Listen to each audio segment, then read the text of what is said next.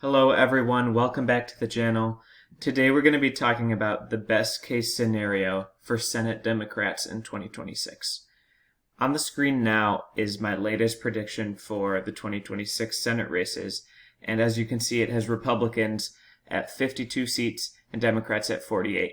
Now, this is what I think will happen as of right now, but this could change by the elections in 2026. So we're going to go over the best case scenario for the Democrats.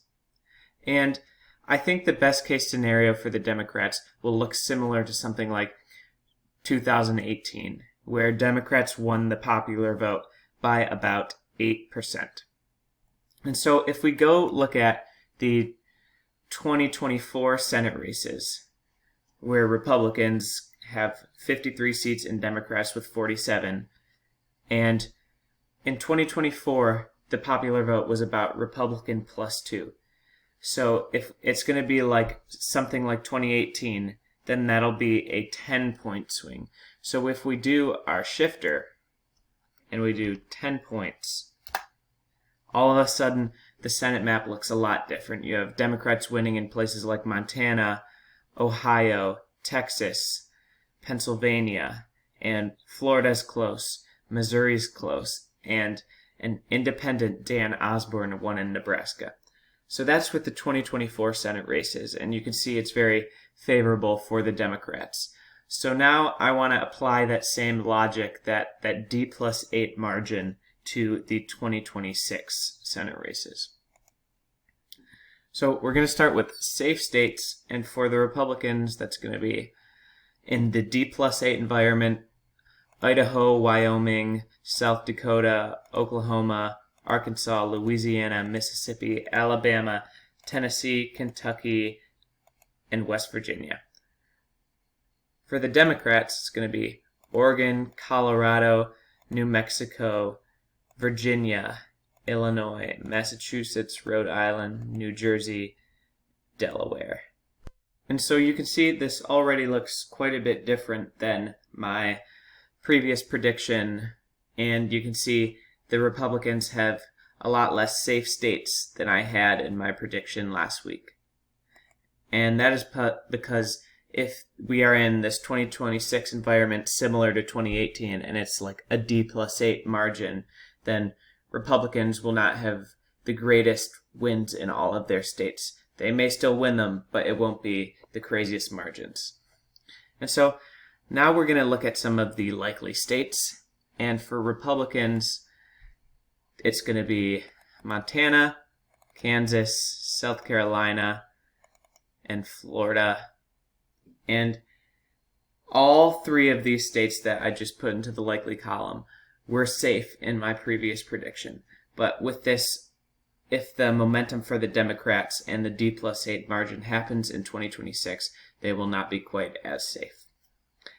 And the Democrats have their own safe states, and that'll be places like Minnesota and New Hampshire. And honestly, that's really it for likely states for the Democrats. And so in a D+8 environment, I think the states left would be the swing states, per se, the swing Senate races. And so I think there's a few states where Democrats are not going to win in, and that is Iowa. Iowa has shifted so far to the right, and I don't think they have a chance. And a second one is Alaska. I do not think the Democrats have a shot to win in Alaska. And so I guess these states left would be your real toss-up swing Senate races. And so we're going to start with Michigan, and in my latest prediction, I had Michigan as a lean state for Democrats.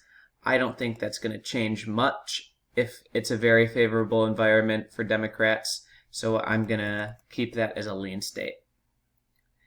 And now we're going to go to North Carolina, which I had the Democrats winning barely in my latest prediction. And if Democrats outperform a ton in 2026, they will win North Carolina, but by a bigger margin. So we are going to put that as a lean state. And with the Republican nominee retiring, it's just going to be a very favorable environment for Democrats in North Carolina. And Georgia, I think that is going to be a lean state also in this D+8 environment.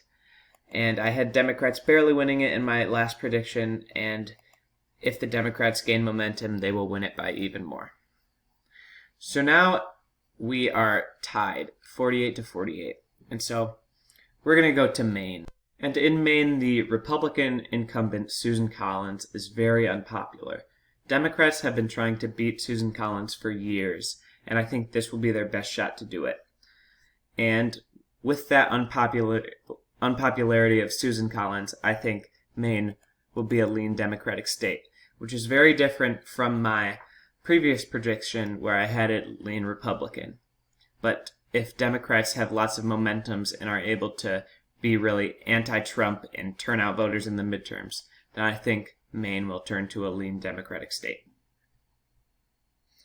And now Ohio. Ohio is very interesting because it used to have Democratic senators, but they've changed to Republicans. And in 2024, Sherrod Brown, the incumbent, lost to the Republican nominee by 3.6 points.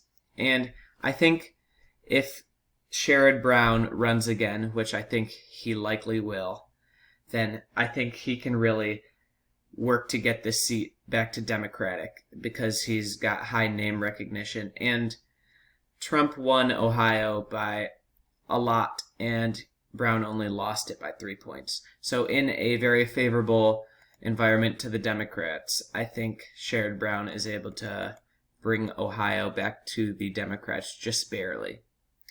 And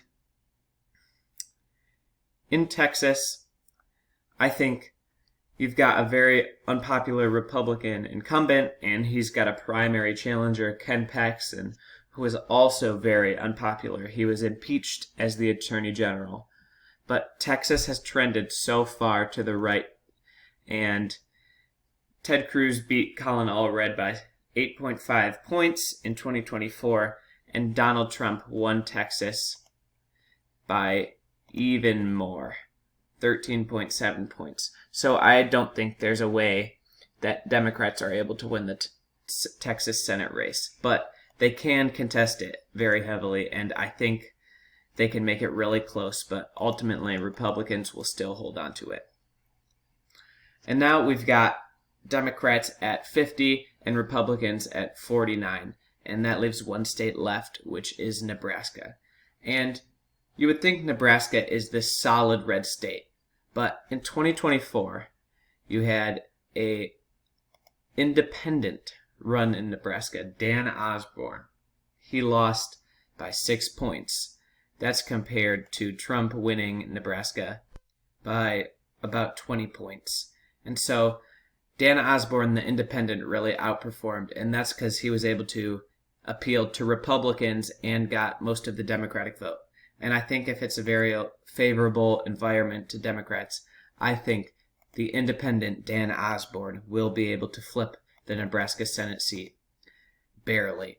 And now this brings Democrats to 50, Republicans to 49, and one independent, Dan Osborne. And so this outcome would be a very interesting outcome. You would have Democrats with 50 votes, and basically the deciding factor would be Dan Osborne, the independent, because if Dan Osborne voted with the Republicans, then it'd be 50-50, and J.D. Vance would break the tie. If Dan Osborne voted with the Democrats, then it'd be 51-49, and Democrats would have the Senate votes. And so I think this is a very, very likely scenario if this big, beautiful bill passes and hurts a lot of working class people, and there's outrage towards Trump. And it's a similar environment to 2018, which was Trump's midterm in his first term. And so I think this scenario would be very interesting because you'd basically have a swing vote in the Senate, which would decide the legislation and judicial nominations and presidential appointments. So I hope you liked the video. Please like the video and subscribe. And if you comment, I will definitely respond. I would love to hear your thoughts. And have a great rest of your day.